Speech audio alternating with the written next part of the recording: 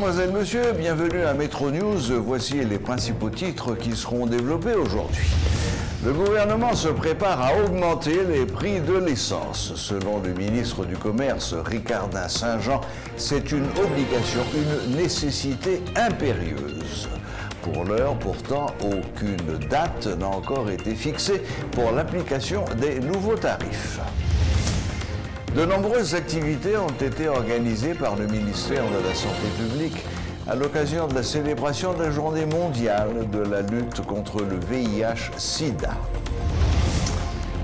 Le ministère des Haïtiens vivant à l'étranger, le MAV, a présenté son plan d'action pour les 3 prochains mois. Ce document, constitué de 5 axes, est déjà en application avec le lancement des travaux de construction d'un kiosque à l'aéroport international du Cap-Haïtien.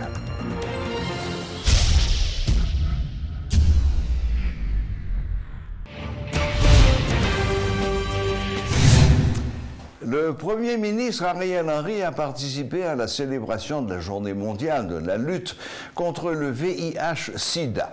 La cérémonie a été organisée par le ministère de la Santé en partenariat avec des agences onusiennes et des ONG œuvrant dans le domaine. Lors de son intervention, le chef du gouvernement a invité tous les secteurs de la vie nationale et particulièrement les partenaires techniques et financiers du secteur santé à s'impliquer davantage dans la sensibilisation et la mobilisation contre le sida et aussi contre la stigmatisation et la discrimination envers ceux qui sont contaminés. Cela fait plus de 40 ans depuis que le virus du sida est apparu et malgré les travaux et les recherches, il n'est pas encore éradiqué. Bataille pour nous arriver à éliminer le sida, c'est dans main nous liés. Campagne pour éliminer la stigmatisation, faite pour continuer. Il faut que nous encourager l'autre, supporter l'autre. Pour le virus là pas continuer, fait des dégâts dans le mi-temps. Il faut que nous-mêmes, qui sommes infectés, prenions remède nous chaque jour sans sauter yon. Moins compter sur bon gens engagement nous. Tout dans ce sens-là. Nous voulons saisir l'occasion pour saluer les interventions de nos partenaires qui accompagnent les PVVIH. En offrant à tous un accès sans discrimination aux médicaments rétroviraux. Ma présence parmi vous ce matin se veut être un signe d'encouragement pour toutes celles et tous ceux qui, jour et nuit, garantissent des services et soins de santé aux infectés et affectés du VIH. Pendant que nous continuons à lutter pour mettre fin au VIH-Sida, un autre virus terrasse la planète entière.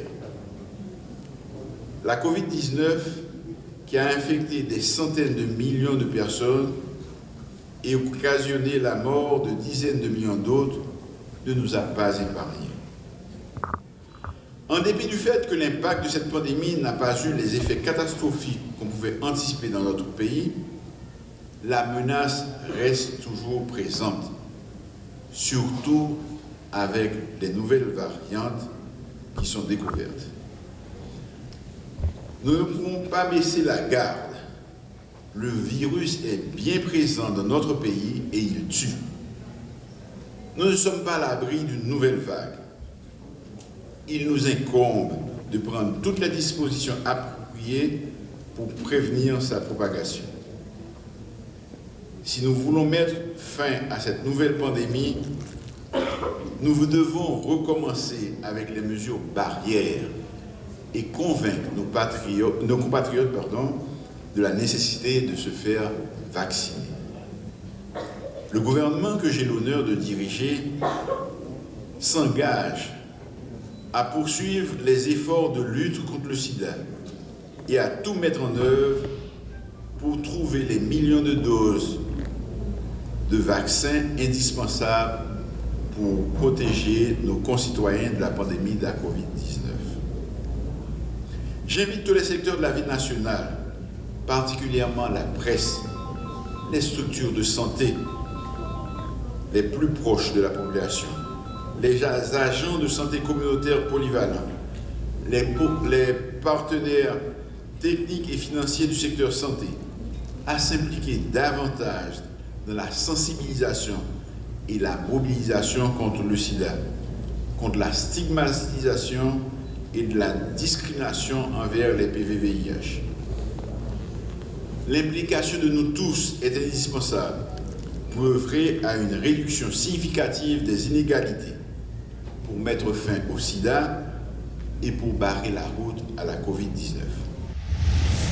Le gouvernement se prépare à augmenter les prix de l'essence, confirme le ministre du Commerce Ricardin Saint-Jean.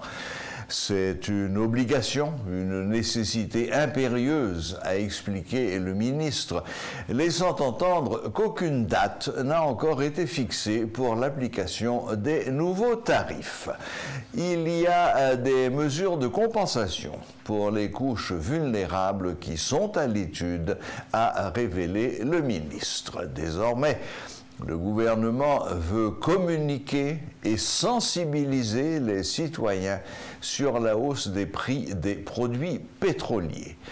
La subvention a provoqué un déficit de 30 milliards de gourdes pour le Trésor public au cours de l'année fiscale 2020-2021. Le ministre Saint-Jean, qui était la semaine écoulée haut fonctionnaire du ministère du Commerce, soutient que cette situation est intenable. L'État ne peut plus continuer à subventionner les produits pétroliers. L'ajustement devrait toucher tous les produits, le diesel, la gasoline et le kérosène. Cependant, les autorités haïtiennes sont préoccupées plutôt par le diesel. Ce produit est utilisé principalement par des opérateurs économiques disposant de plus faibles revenus. Des dispositions pour alléger la charge des produits pétroliers pour les chauffeurs de transport en commun sont à l'étude. Lionel Lazare, le coordonnateur du SINAPOA, l'autre syndicat de la police nationale, exprime sa confiance envers le nouveau directeur général de la PNH. Franz Elbé est issu de l'institution. Il connaît ses problèmes, a-t-il affirmé ce mercredi lors de son passage à la rubrique Le Point. Le syndicaliste a également appelé le responsable à travailler à restaurer le moral des policiers et à doter la PNH de moyens. SINAPOA n'a pas fixé son directeur général pour le travail avec lui. Parce que le directeur général là, c'est pour la police qui y a travail, c'est le cap diriger l'institution. Nous-mêmes, nous c'est des agents, nous c'est des policiers qui ont l'institution. Nous travaillons pour l'institution parce que mission nous c'est travail pour gagner meilleures conditions de travail policier, commissariat pour aménager, gagner matériel, ensemble de bagages. C'est ça qui est mission nous.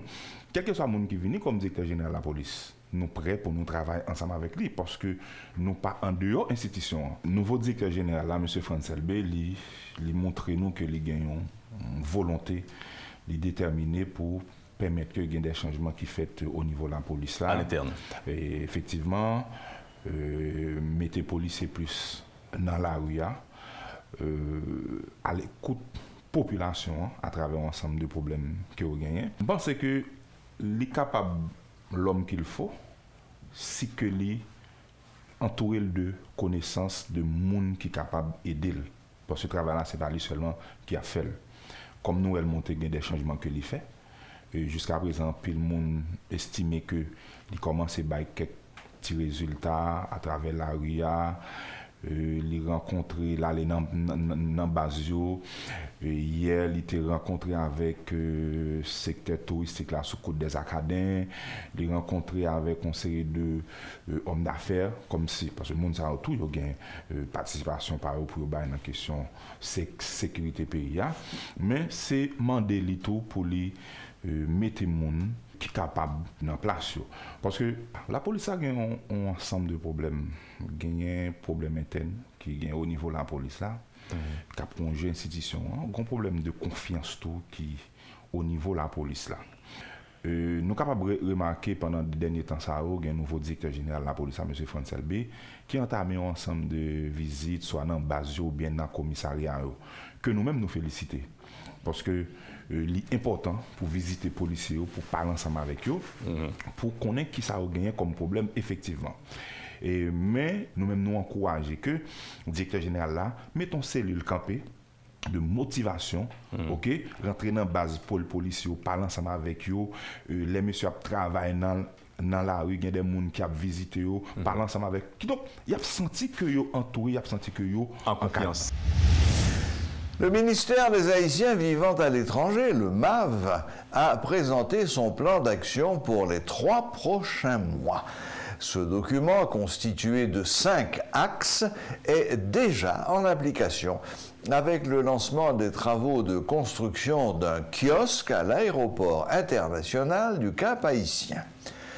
Dans la foulée, la ministre du MAV, Judith Nazareth-Auguste, a annoncé la mise sur pied d'un projet visant à supporter les Haïtiens vivant notamment en Amérique du Sud et qui ont du mal à trouver du service dans les consulats. Nous constatons une grosse rentrée du côté du nord de la diaspora à cause de l'insécurité, kidnapping dans Port-au-Prince. Capitale. Suite à constat ça que nous faisons, nous avons trouvé nécessaire pour que MAV lui-même, tout comme à Port-au-Prince, que nous mettions au kiosque dans l'aéroport pour capable de recevoir diaspora ça leur rentrée. Les gens qui vont à l'Ocaille, c'est au Cap yo passé. Ils éviter Port-au-Prince. Les gens qui vont à Jérémie, c'est au Cap yo passé. Ils éviter Port-au-Prince. Donc dans le cas ça, nous avons trouvé nécessaire pour nous ouvrir un kiosque et c'est nous en chantier actuellement là pour que le projet ça lui-même soit capable de réaliser. Donc l'objectif kiosque c'est informer et orienter diaspora, informer le service que nous-mêmes au niveau ministère que nous avons. Tout haïtien qui vivent là-bas, ministère gagne tout sous regard. Donc dans le cadre de service que nous-mêmes nous offrons, nous pensons à Mounsayo de manière très particulière. Gagner un projet en perspective, côté que nous allons toucher diaspora qui est dans l'Amérique du Sud. Par exemple Chili, Mexique, Brésil, tout ça, pour nous capables de compenser quelques services que même yo pas qu'à joindre du côté de consulat nous-mêmes nous compenser par rapport à service que nous offrons. Bien sûr, tout haïtien qui pas vivre pour pas vivre sur le territoire c'est diaspora donc sous regard ministériel. Voilà, la boucle est bouclée. Merci de nous rester fidèles et à la prochaine, même heure, même chaîne.